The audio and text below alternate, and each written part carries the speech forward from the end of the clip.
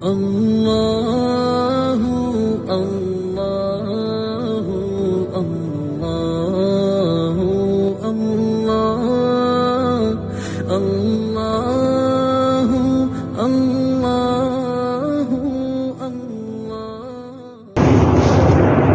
نحمده ونصلي على رسوله الكريم اما بعد اعوذ بالله من الشيطان الرجيم بسم الله الرحمن الرحيم وتوبوا الى الله جميعا ايها المؤمنون لعلكم تفلحون وقال النبي صلى الله عليه وسلم التائب من الذنب كمن لا ذنب له او كما قال عليه الصلاة والسلام۔ میرے محترم بزرگوں اور بھائیوں، آج رمضان المبارک کا آخری جمعہ ہے۔ اس وقت ہمیں دو چیزوں کی بہت زیادہ ضرورت ہے۔ ایک تو اس چیز کی کہ اللہ تبارک و تعالیٰ نے رمضان المبارک میں جتنی عبادات ہمیں ادا کرنے کی توفیق عطا فرمائی، ان پر اللہ کا شکر ادا کیا جائے۔ 100% صحیح طریقے سے عبادت کرنے کا دعویٰ تو کوئی مسلمان بھی نہیں کر سکتا۔ نماز میں، روزے میں، تلاوت میں ہم سے کوتاہیاں ہو جاتی ہیں۔ اگر ان پر اللہ کا شکر ادا کر لیا جائے تو اللہ تعالیٰ مزید توفیق عطا فرما دیتے ہیں۔ اور دوسرا، ہمیں اس چیز کی ضرورت ہے کہ ہم اللہ تعالیٰ سے توبہ کریں جو کمی کوتاہی ہوئی اس پر، اور ہم سے کمیاں کوتاہیاں اور گناہ ہوتے رہتے ہیں۔ اگر انسان توبہ کرتا رہے تو اس کی تلافی ہوتی رہتی ہے۔ نبی کریم صلی اللہ علیہ وسلم نے ارشاد فرمایا کل بنی آدم خطاء وخیر الخطائین التوابون، کہ آدم کی تمام اولاد خطا کار ہے، ان میں سے بہترین وہ ہیں جو توبہ کرنے والے ہیں۔ ہم سے کون سی خطائیں ہوتی ہیں، گناہ کیسے ہوتے ہیں، یہ پہلے سمجھنا ضروری ہے۔ اس لیے کہ جب آدمی سمجھے کہ واقعی مجھ سے کمی کوتاہی ہوئی ہے، پھر تو وہ استغفار کرے گا۔ اکثر ہمارے ذہن میں صرف چند گناہ ہوتے ہیں، مثلا شراب پینا، خنزیر کھانا، جوا کھیلنا، چوری کرنا، بدکاری کرنا، ڈاکہ ڈالنا۔ یہ چند گناہ ذہن میں ہوتے ہیں، اور آدمی پھر یہ سوچتا ہے کہ الحمدللہ میں تو کوئی گناہ نہیں کرتا، مجھ سے ایسا کوئی گناہ بھی نہیں ہوا۔ تو یہ بھی گناہ ہیں، لیکن گناہ کا مفہوم پہلے سمجھیں کہ اللہ تعالیٰ کی ہر نافرمانی کو گناہ کہتے ہیں، ہر حکم کی خلاف ورزی کو گناہ کہتے ہیں۔ پر اللہ کے احکام ہمارے تمام اعضاء سے متعلق ہیں، زبان سے متعلق بھی ہیں۔ زبان سے انسان 20 گناہ کرتا ہے، کان سے متعلق بھی ہیں۔ کوئی نجائز چیز دیکھنا آنکھ کا گناہ ہے، غلط باتیں سننا کان کا گناہ ہے، غلط باتیں نجائز باتیں بولنا زبان کے گناہ ہیں، غلط خیالات خود اپنے دل و دماغ میں لے کے آنا یہ دل اور دماغ کے گناہ ہیں۔ ہاتھ سے غلط چیز پکڑنا یہ ہاتھ کا گناہ ہے۔ گناہ کے کام کی طرف، غلط جگہ کی طرف چل کے جانا یہ پاؤں کے گناہ ہیں۔ تو اس طرح ہم سے گناہ مسلسل ہوتے رہتے ہیں۔ کوئی آدمی یہ نہ سوچے کہ مجھ سے گناہ ہوتا نہیں۔ اس میں نے بھی حدیث عرض کی ہے، حضور نے فرمایا کہ تمام انسان خطا کار ہیں، سب سے گناہ ہوتے ہیں سوائے انبیاء علیہ السلام کے، ان سے نہیں ہوتے۔ البتہ پھر لوگوں سے گناہ ہونے کی نوعیتیں مختلف ہوتی ہیں۔ ایک آدمی نماز پڑھتا ہے، اس سے نماز چھوڑنے گناہ تو نہیں ہوتا، لیکن وہ شاید اپنی زبان کی حفاظت نہیں کرتا، زبان کی حفاظت بھی کرتا ہے، مثلا کم بولتا ہے، لیکن دوسروں کی برائیاں بڑے شوق سے سنتا ہے، تو کان گناہ میں مبتلا ہے۔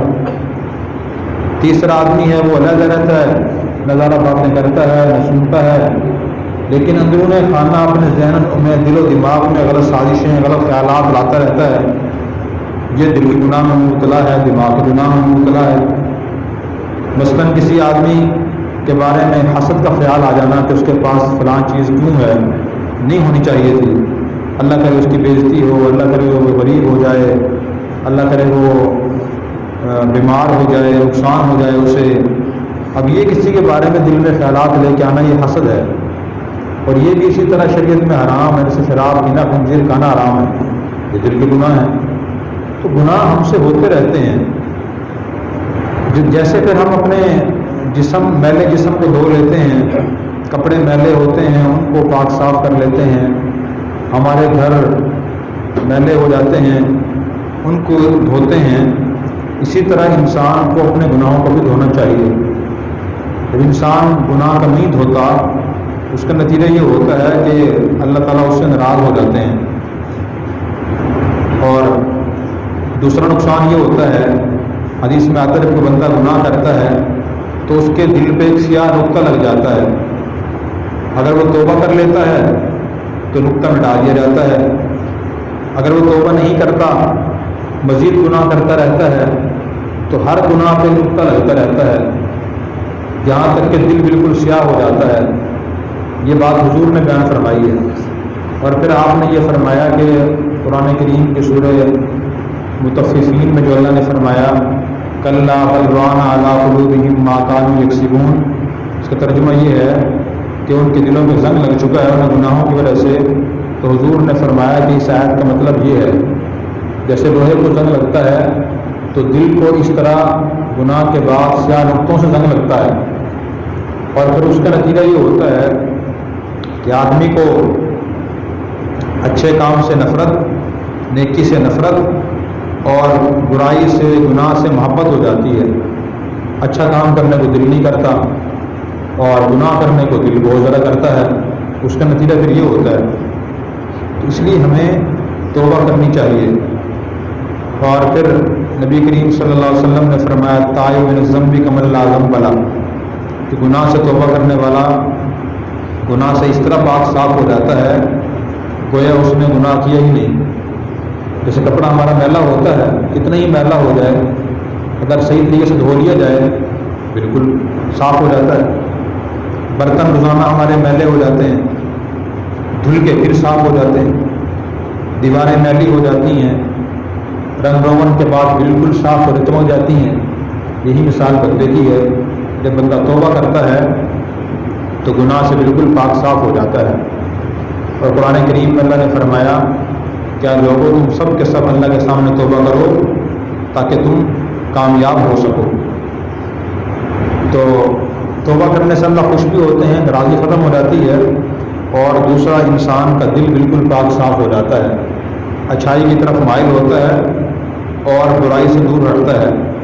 نبی کریم صلی اللہ علیہ وسلم گناہ سے معصوم تھے، سارے انبیاء گناہ سے معصوم تھے، کوئی ان سے گناہ ہوتا نہیں تھا، لیکن پھر بھی آپ صلی اللہ علیہ وسلم دوسرے لوگوں کو توجہ کرنے کے لیے، ان کو سمجھانے کے لیے، اپنی امت کو سمجھانے کے لیے آپ ایک مجلس میں 100 مرتبہ استغفار پڑھتے تھے، حالانکہ آپ کو ضرورت نہیں تھی توبہ استغفار، گناہ ہی نہیں تھے آپ کے۔ تو اس لیے فرماتا تھا کہ ہم بھی کثرت سے استغفار کریں اور توبہ کریں۔ قرآن کریم میں اللہ تعالیٰ نے پھر توبہ استغفار کے اور فائدے بیان فرمائے۔ ایک آیت میں اللہ تعالیٰ نے ارشاد فرمایا وما کان اللہ معذبہم وانت فیہم وما کان اللہ معذبہم وہم یستغفرون۔ اللہ نے فرمایا کہ اے نبی جب تک آپ لوگوں کے درمیان دنیا میں زندہ ہیں اس وقت تک اللہ تعالیٰ ان لوگوں کو عذاب نہیں دیں گے آپ کے وجود کی برکت سے۔ اور دوسری بات فرمائی کہ جب تک یہ لوگ استغفار کرتے رہیں گے اس وقت تک اللہ تعالیٰ ان کو عذاب میں مبتلا نہیں فرمائیں گے۔ اس سے معلوم ہوا کہ استغفار بھی بندے کو عذاب سے بچاتا ہے۔ اور حضرت نوح علیہ السلام نے اپنی قوم سے فرمایا تھا، قرآن کریم کی سورہ نوح میں ان کا ارشاد ہے استغفروا ربکم انہ کان غفارا، تو اپنے رب سے گناہوں کی معافی مانگو، بے شک وہ بہت زیادہ معاف فرمانے والا ہے۔ یرسل السماء علیکم مدرارا، اگر تم گناہوں کی معافی مانگو گے تم پر وہ اللہ تعالیٰ صحیح و مناسب اوقات بارشیں برسائیں گے۔ وَيُمْدِدْكُمْ بِأَمْوَالٍ وَبَنِينَ، اور استغفار کی برکت سے اللہ تعالیٰ مالوں اور بیٹوں کے ذریعے تمہاری مدد فرمائیں گے۔ وَيَجْعَلْ لَكُمْ جَنَّاتٍ وَيَجْعَلْ لَكُمْ أَنْهَارًا، استغفار کی برکت سے اللہ تعالیٰ تمہیں باغات عطا فرمائیں گے اور تمہیں نہریں عطا فرمائیں گے۔ یہ سارے استغفار کے فوائد ہیں۔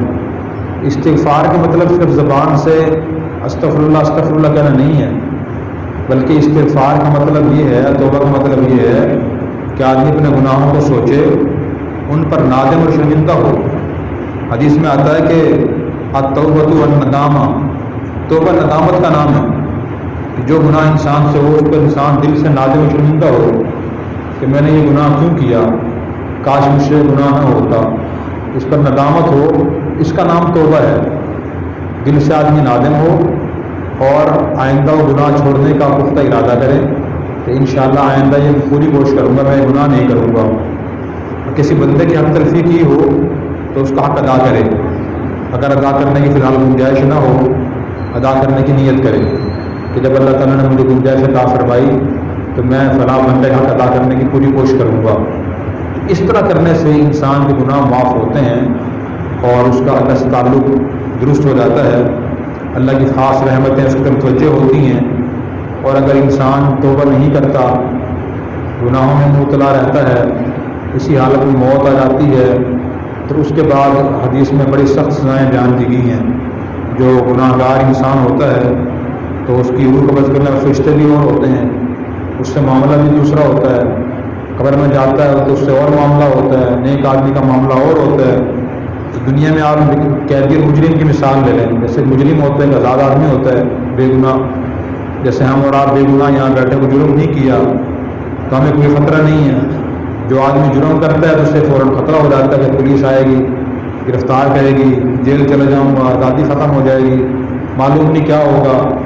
یہ اگر آدمی تصور ذہن میں رکھے تو پھر یقین آتا ہے کہ مجرم اور آزاد کا اللہ کے یہاں کیا فرق ہے۔ جب تک انسان زندہ ہے، اسے آزادی حاصل ہے، وہ بڑے بڑے گناہوں سے، ہزاروں گناہوں سے توبہ استغفار کر سکتا ہے، اپنے گناہ معاف کروا سکتا ہے۔ اگر فوت ہو گیا پھر اس کے بعد توبہ قبول نہیں ہوگی۔ انسان جب لاکھ کوشش کرے اور کہے کہ اللہ مجھے معاف فرما دے، اس کے بعد معافی نہیں ہوگی۔ یہ بات بھی خود حضور نے بیان فرمائی، فرمایا کہ ان اللہ یقبل توبۃ العبد ما لم یغرر، جب تک نزع کی کیفیت طاری نہ ہو اس وقت تک اللہ تعالیٰ بندے کی توبہ قبول کرتے رہتے ہیں۔ اس لیے ہمیں اپنے گناہوں کو سوچ سوچ کے توبہ کرنی چاہیے تاکہ ہم اللہ کے ہاں مجرم شمار نہ ہوں، نیک اور پرہیزگار اور اللہ کے فرمان بردار شمار ہوں۔ سب حضرات کوشش فرمائیں گے اللہ تبارک و تعالیٰ مجھے آپ کو روزانہ صدق کے دل سے توبہ استغفار کرنے کی توفیق عطا فرمائے۔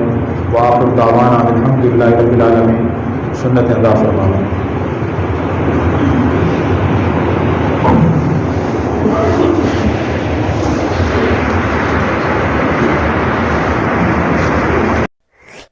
اور اگر آپ نے ابھی تک ہمارا چینل سبسکرائب نہیں کیا تو فوراً سبسکرائب کیجئے، ساتھ ہی بیل آئیکن پر کلک کریں تاکہ مزید آنے والی ویڈیو ہیں وہ آپ کو وقت پر ملتی رہیں۔ اللہ حافظ۔